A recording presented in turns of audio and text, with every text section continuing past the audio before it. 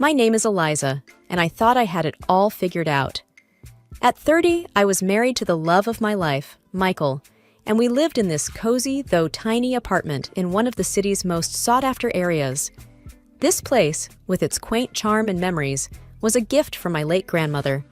Michael and I were like two peas in a pod. He worked in finance, always dressed in those sharp suits that made him look so handsome. I worked in marketing, a job I loved for its creativity and pace. We were the perfect team, or so I thought. One lazy Sunday morning, as we were having breakfast, Michael brought up the topic of family, a conversation we had danced around for a while. "Eliza, I've been thinking," Michael began, his eyes serious, "about us, about starting a family." I felt a flutter in my heart. "Really? That's great. I've always dreamed of a big family," I replied, my voice filled with excitement. Michael smiled, but it didn't reach his eyes. "I want that too, but let's wait until we have a bigger place. This apartment is too small for a family." I nodded, though a part of me felt a bit disappointed. "You're right. It makes sense. We should sell this place first, right?" "Exactly," he said, reaching over to squeeze my hand. "Once we sell your grandmother's apartment, we can buy a house big enough for, say, 3 or 4 kids." I laughed. 4 kids? That's a mini army. The conversation shifted to lighter topics after that, but I couldn't shake off a feeling of unease. It was like a small cloud on a sunny day. Family gatherings were a big thing in Michael's family. His parents, Robert and Martha, were the warmest people you'd ever meet. They welcomed me into their family with open arms. Then there was Alex, Michael's younger brother, who was married to Sarah. They had 2 adorable kids, but Sarah and I never clicked. She was always a bit cold and distant, and sometimes downright rude. During one such family gathering at Michael's parents' house, she made a snide remark about my cooking. "Eliza, maybe you should stick to marketing and leave the cooking to us homemakers," she said, a fake smile plastered on her face. I remember feeling my cheeks burn with embarrassment. Michael jumped in, trying to lighten the mood. "Hey, I love Eliza's cooking, right, Dad?" he said, looking at his father, who nodded in agreement. The evening passed with more awkward moments, but I tried to brush them off. I loved Michael, and I was determined to make things work, even with Sarah. As we lay in bed that night, I turned to Michael. "Do you think Sarah doesn't like me?" Michael, already half asleep, murmured, "Don't worry about her. You're amazing, and that's all that matters." I wanted to believe him, I really did. But deep down, I knew that things were not as perfect as they seemed. And little did I know, my world was about to turn upside down. A few weeks had passed since that conversation with Michael about starting a family. The idea of waiting for a bigger home had settled in my mind, though I still held on to the dream of a large family. It was a chilly December morning, and I was tidying up the apartment while Michael was at work. I decided to clean out the coat closet. It was overflowing with jackets and coats we hardly wore. As I was going through Michael's coats, I felt something in the pocket of his winter jacket. Curious, I pulled it out. It was a receipt. At first, I thought it was just another receipt for coffee or something mundane, but this was different. It was a receipt for a scarlet-colored designer bag from a high-end store known for its romantic gifts. My heart skipped a beat. Could this be for me? I wondered aloud, a smile spreading across my face. Michael had never been the type to splurge on extravagant gifts, but maybe this was his way of showing his love, especially with Christmas just around the corner. That evening, when Michael came home, I decided not to mention the receipt. I wanted to act surprised when he gave me the gift. We sat down for dinner, and I couldn't help but feel a bit giddy. "Michael, what are we doing for Christmas?" I asked casually. He looked up from his plate. "Oh, the usual. Dinner at my parents'. Why, you got something special in mind?" I shook my head. No, just the usual sounds perfect. The days leading up to Christmas were busy with work and preparations for the holidays. But that receipt stayed in the back of my mind. I imagined how that scarlet bag would look with my New Year's outfit. Finally, it was Christmas Eve. We were at Michael's parents' house, the whole family buzzing with festive cheer. Presents were piled under the tree, and I kept sneaking glances at them, trying to spot a bag-shaped gift. Eliza, can you help me with the dessert? Martha, Michael's mom, called out from the kitchen. Of course, Martha. Be right there, I replied, happy to lend a hand. As I helped her with the pie, I mentioned the gift. Michael's been acting a bit secretive. I think he's planning a surprise for me. Martha smiled. That boy always has something up his sleeve. You're good for him, Eliza. The time came to open the gifts. My heart raced as Michael handed me a medium-sized, neatly wrapped box. It didn't feel like a bag, but maybe. I tore open the wrapping paper to find a set of beautiful porcelain dishes. I looked up at Michael, confused. Surprise! I know you've been wanting a new set for when we host dinners, he said, smiling. I forced a smile. They're lovely, Michael. Thank you. But inside, I felt a wave of disappointment wash over me. Where was the scarlet bag? Why did he buy it if not for me? The Christmas dinner at Michael's parents' house was in full swing. The house was filled with laughter, the clinking of glasses, and the warm glow of holiday lights. I tried my best to push the thoughts of the scarlet bag out of my mind and focus on the festivities. Eliza, could you pass the gravy? Alex, Michael's brother, asked from across the table. Sure, here you go, I replied, passing the gravy boat down the table. Michael's parents were beaming, happy to have their family around them. His mother, Martha, always went all out for Christmas, and this year was no exception. The dinner was delicious, and everyone seemed to be enjoying themselves. After dinner, we all moved to the living room for the gift exchange. I watched as Michael's nieces tore open their presents with glee, their faces lighting up with each new toy they uncovered. It wasn't until we were getting ready to leave that I noticed something that made my heart stop. There, slung over Sarah's shoulder, was a striking scarlet-colored designer handbag.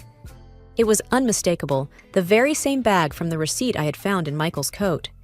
My mind raced as we said our goodbyes. I couldn't take my eyes off that bag. It was more than just a purse. It was a symbol of something hidden, something unspoken. On the drive home, the car was filled with an uneasy silence. Michael seemed oblivious to the storm brewing inside me. As the city lights passed by, my mind replayed the evening, but this time I saw it through a different lens. I remembered the fleeting glances that Michael and Sarah had exchanged throughout the night. They were subtle, almost imperceptible, but now they seemed glaringly obvious.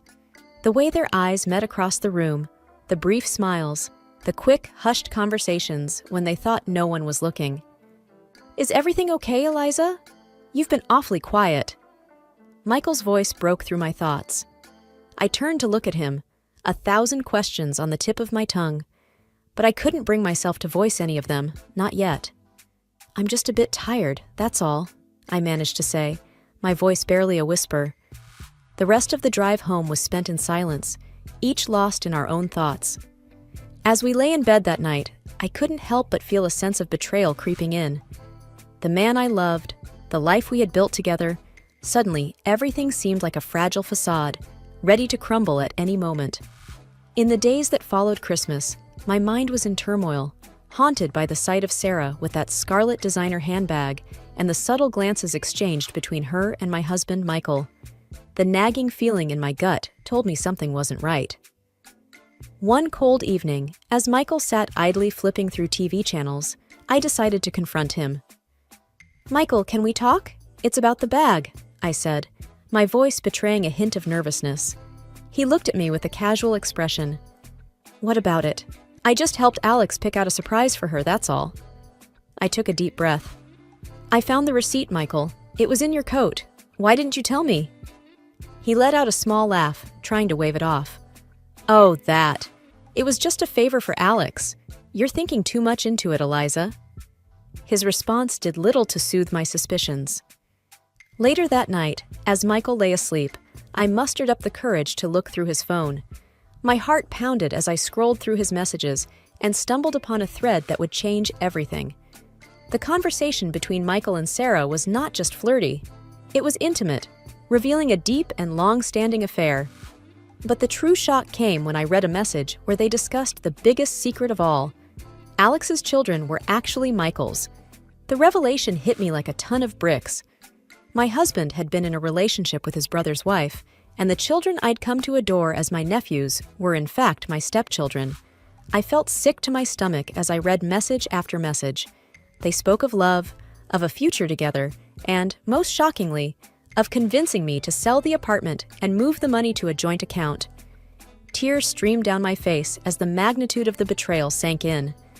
I was quick to screenshot the messages, sending them to my email for safekeeping. With a heavy heart, I deleted any trace of my actions from his phone and lay back, my mind spinning with the enormity of the deception. The next morning, I played the part of the unsuspecting wife. Over breakfast, Michael brought up selling our apartment, a conversation we'd had previously.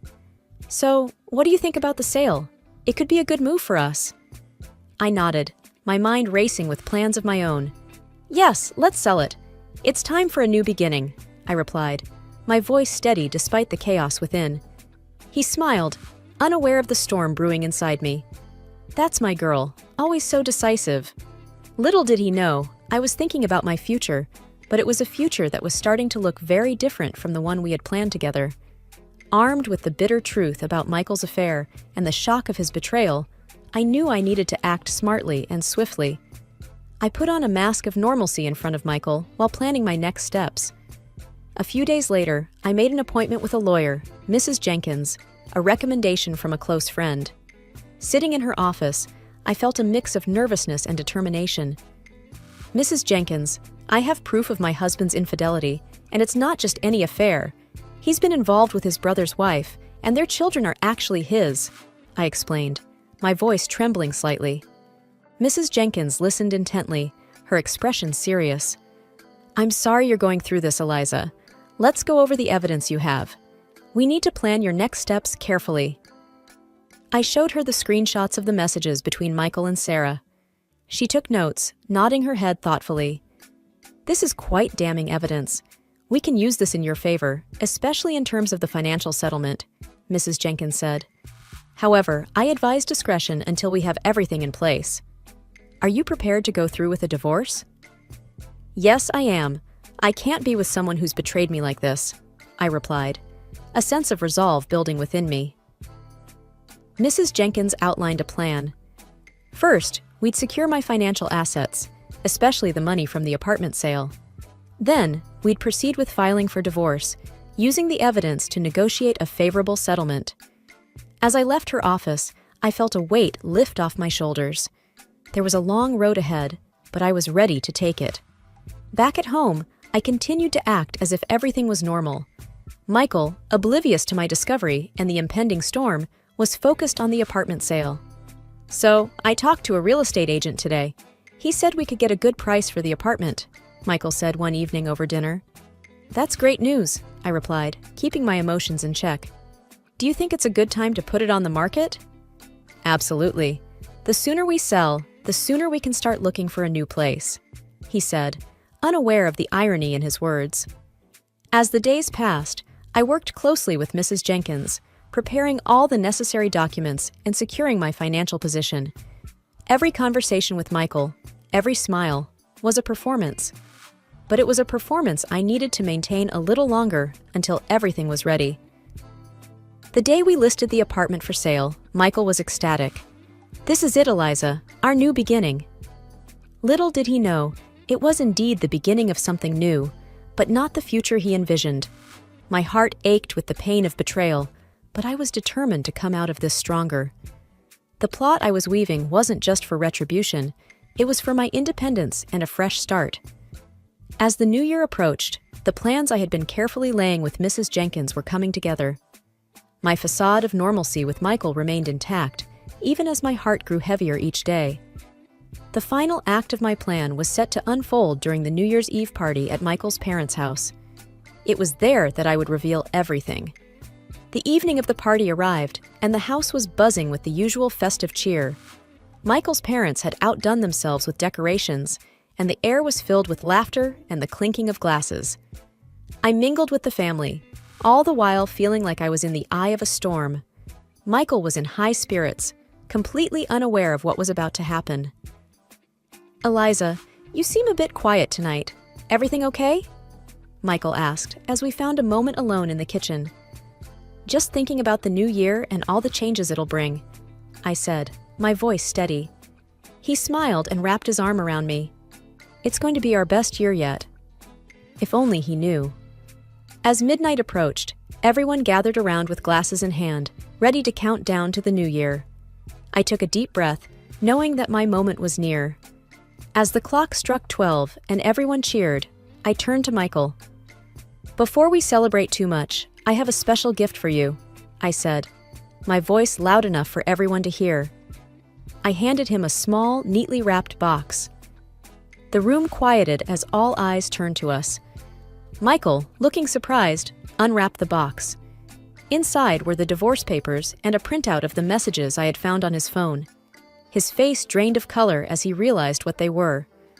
"What is this, Eliza?" he stammered, his voice barely a whisper. "It's over, Michael. I know about you and Sarah. I know about everything," I said, my voice clear and strong. The room erupted into chaos.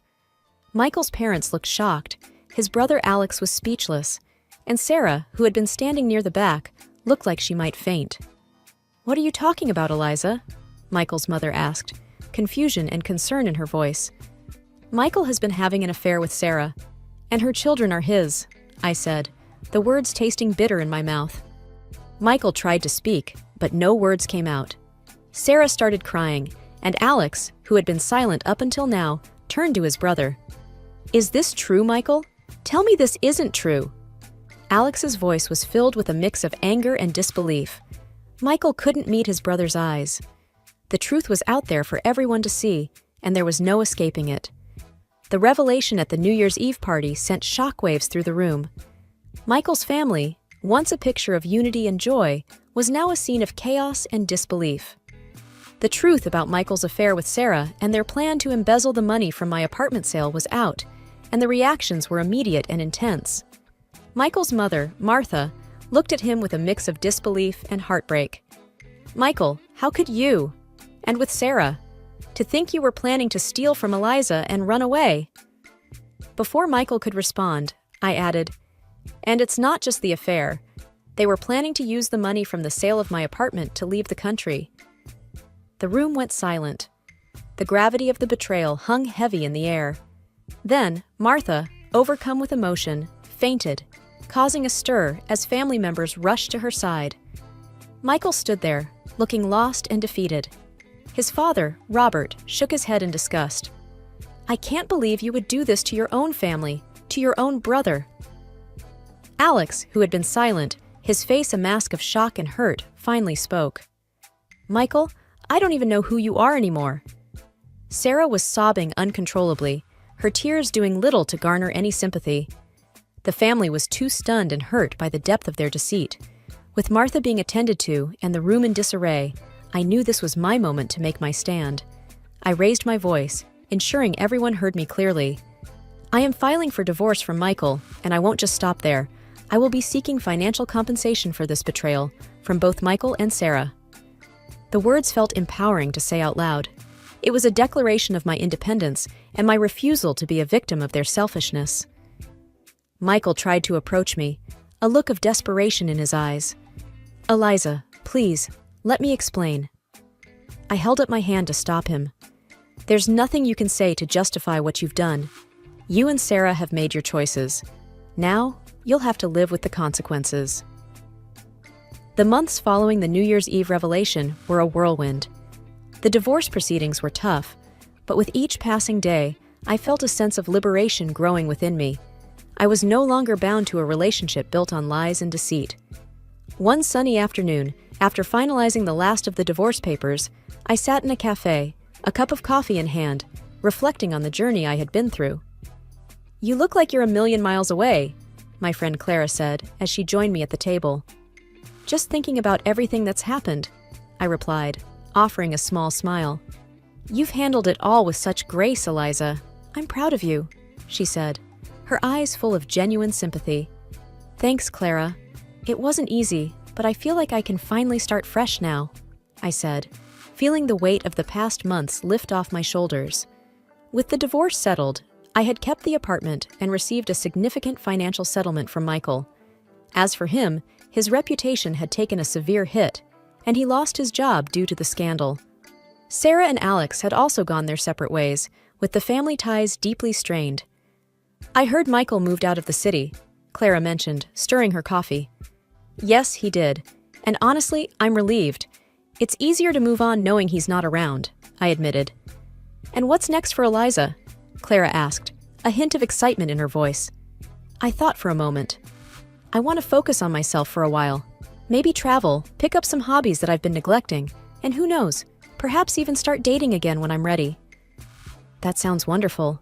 You deserve all the happiness in the world," she said, reaching over to squeeze my hand. As we chatted and laughed, I felt a sense of hope for the future. The pain of the past was still there, a faint scar on my heart, but it no longer defined me. I had emerged stronger and more self-assured. The story of my marriage and its dramatic end would always be a part of me, but it was now just that, a part of my past. Ahead of me lay a path filled with new possibilities and opportunities for growth and happiness. It was the end of one chapter, but the beginning of something new, something entirely my own. A fresh start, a new beginning, and a life that I was ready to embrace fully.